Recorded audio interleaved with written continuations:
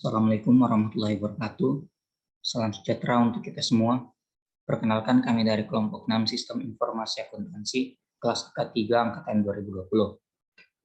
Pada kesempatan kali ini, kami akan mempresentasikan hasil kerja kami mengenai sistem informasi akuntansi pada usaha Putri Laundry.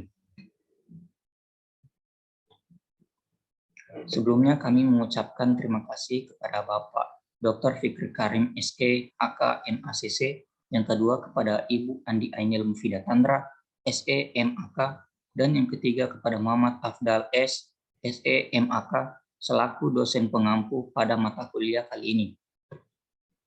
Adapun anggota dari kelompok 6 yaitu yang pertama ada Nurul Fajriati dengan NIM C301-20074, yang kedua ada Pernyati Tumbaliling dengan NIM C301-20078. Yang ketiga ada Mirda Amir dengan NIM C301-20081.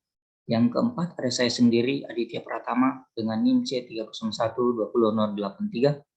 Dan yang kelima ada Nuzul Sania dengan NIM C301-20084. Untuk mengefisiensikan waktu, kami akan langsung ke materi pembahasan.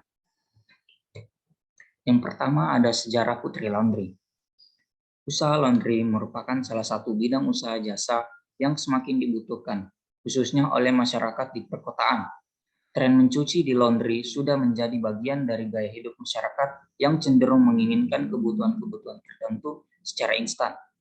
Hal ini disebabkan karena aktivitas masyarakat yang tinggi, perubahan gaya hidup, serta tuntutan kesibukan membuat banyak mahasiswa, karyawan, serta ibu rumah tangga yang malas ataupun tidak memiliki waktu untuk mencuci pakaian mereka, memilih untuk menyerahkan pada usaha laundry.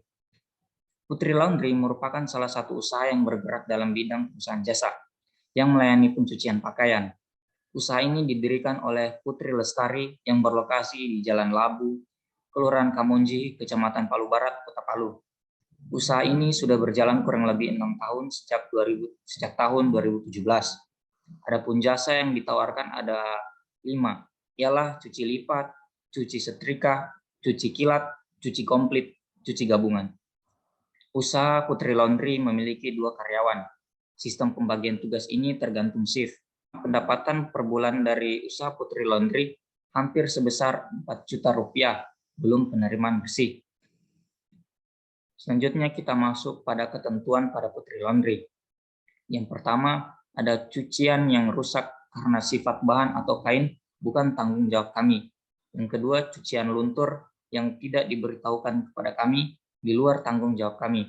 Yang ketiga, hitung dan periksa cucian Anda. Keluhan setelah meninggalkan outlet tidak kami layani. Yang keempat, apabila konsumen tidak menghitung jumlah cucian, maka jumlah yang kami hitung dianggap benar.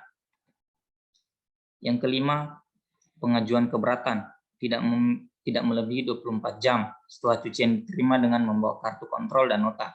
Yang keenam, benda berharga atau barang yang tertinggal dalam cucian apabila hilang atau rusak bukan tanggung jawab kami. Dan yang ketujuh, barang yang tidak diambil lebih dari 1 bulan bukan tanggung jawab kami. Selanjutnya ada analisis sistem informasi. Yang pertama arus dokumen atau flowchart, yang kedua diagram arus data atau data flow diagram level 0, yang ketiga diagram arus data flow diagram level 1, yang keempat ada diagram arus data atau data flow diagram level 2, yang kelima ada diagram arus data flow diagram level 3. Untuk materi selanjutnya akan saya serahkan kepada teman saya. Analisis arus dokumen atau flowchart, di mana dimulai dari pelanggan mendatangi laundry dan memberikan barang yang akan dicuci kepada kasir. Kemudian kasir akan mencatat jumlah dan jenis layanan pelanggan. Selanjutnya kasir akan menanyakan pembayaran, apakah dibayar secara lunas atau tidak. Jika ya, akan dibuatkan pembuatan nota. Untuk pembuatan nota dirangkap menjadi 3. Nota rangkap pertama akan diberikan kepada pemilik, nota rangkap kedua akan diberikan ke pelanggan, dan nota rangkap 3 akan disimpan oleh kasir sebagai dokumen. Kemudian untuk proses pengambilan laundry, di mana pelanggan memberi nota kepada kasir untuk ditukarkan dengan barang miliknya. Kemudian kasir akan menyerahkan barang kepada pelanggan. Jika pembayaran tidak secara lunas, akan dilakukan pembuatan tanda terima. Kasir akan mengasipkan tanda terima barang dan tanda terima barang yang asli akan diberikan kepada pelanggan. Kemudian proses pengambilan laundry di mana pelanggan memberikan tanda terima barang kepada kasir. Kemudian kasir akan menanyakan sisa pembayaran dan pelanggan akan memberikan uang kepada kasir. Lalu kasir akan mencetak nota pembayaran dan akan ditersipkan sebanyak 3 rangkap. Kemudian kasir akan menyerahkan langsung barang kepada pemilik.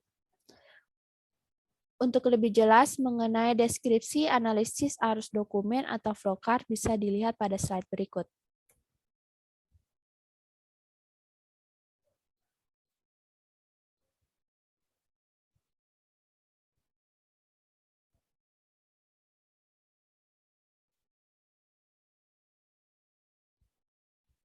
Di sini saya akan menjelaskan diagram arus data atau data flow diagram level 0. Kita ketahui data flow diagram level 0 atau bisa juga diagram konteks adalah level diagram paling rendah yang menggambarkan bagaimana sistem berinteraksi dengan eksternal entitas.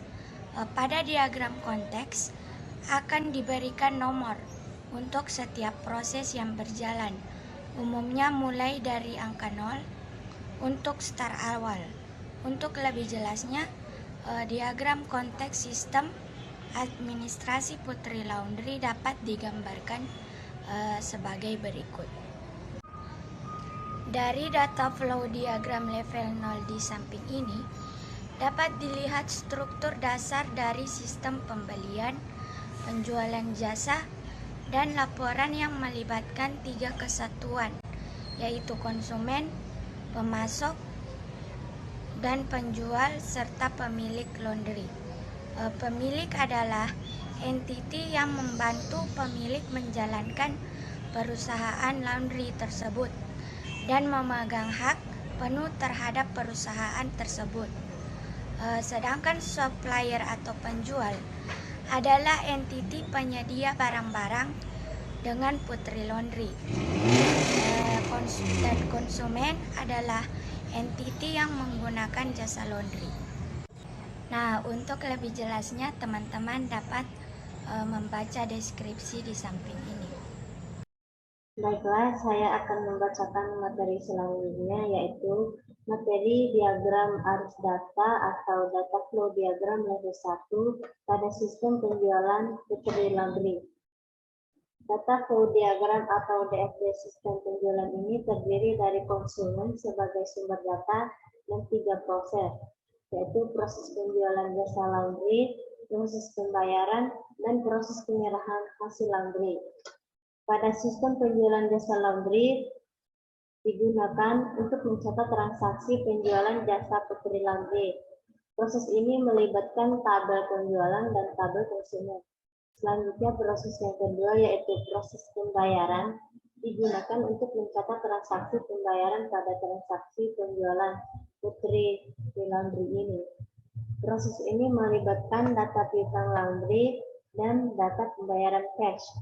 Selanjutnya, proses yang terakhir yaitu proses penyerahan hasil laundry. Proses ini digunakan untuk pengambilan hasil laundry yang kemudian akan diserahkan kepada konsumen. Proses ini melibatkan data penjualan dan nota penjualan Putri Laundry. Baiklah, sekian.